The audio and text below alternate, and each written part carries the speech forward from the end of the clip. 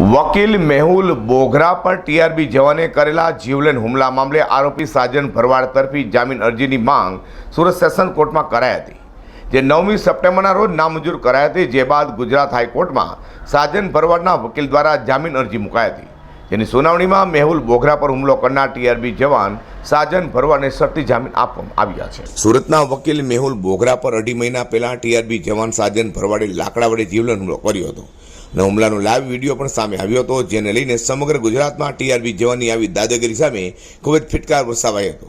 હુમલાને પગલે સરથાણા પોલીસ મથકમાં જાનથી મારી નાખવાની કોશિશ કલમ 307 મુજબનો ગુનો સાજન ભરવાડ સામે નોંધાયો હતો.